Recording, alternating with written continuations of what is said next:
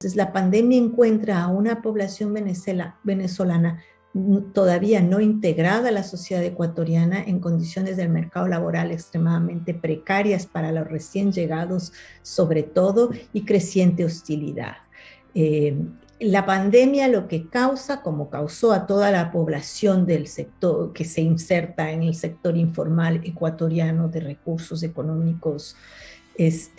con pocos recursos económicos, también efectivamente afecta a los y las migrantes venezolanas que en su gran mayoría se insertaban en este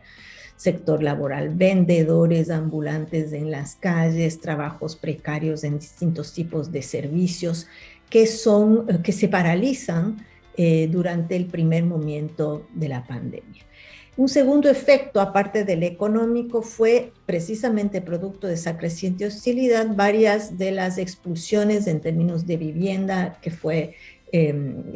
víctima la población venezolana y que fue denunciada, por ejemplo, en la Defensoría del Pueblo y por varias asociaciones de migrantes venezolanos. Un tercer efecto que causó esa paralización económica fue una migración de retorno, por un lado, sobre todo en la primera mitad del confinamiento, entre marzo y agosto del 2020, en la que se produjeron varios movimientos de movilidades de migración venezolana que intentaba o retornar a Venezuela o tratar de ir a otras ciudades o de cruzar fronteras. Eso se topa en la pandemia pues con el cierre de fronteras y por lo tanto el aumento de los pasos irregulares.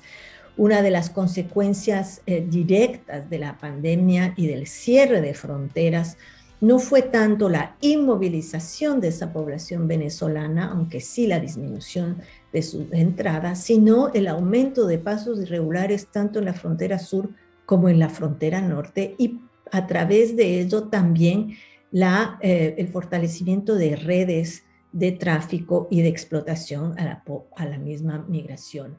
venezolana.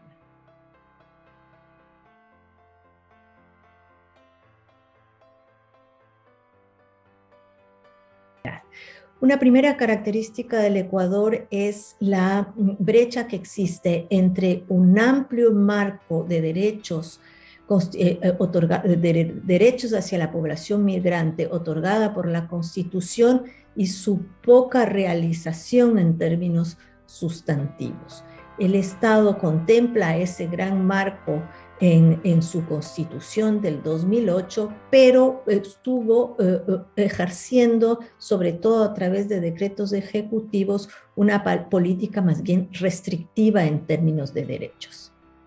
Una primera muestra de esa política restrictiva fue, por ejemplo, la exclusión de la población migrante de las transferencias monetarias especiales que otorgó el gobierno ecuatoriano a la población más pobre del país durante la pandemia. Otra política que afectó considerablemente a la población migrante fue también la interrupción del proceso de regularización durante los primeros meses de la pandemia, y es un proceso de regularización que todavía está por retomarse a pesar de los ofrecimientos que el gobierno actual ha realizado. Eso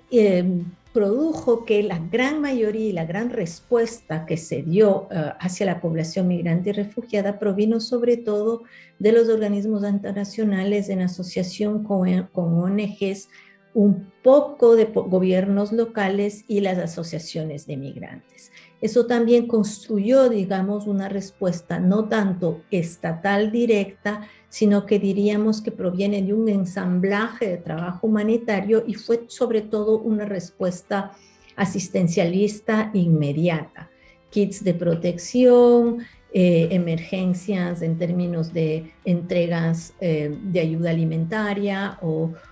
de recursos para la vivienda, pero todavía queda por enfrentar procesos de integración social mucho más sostenidos para esa población.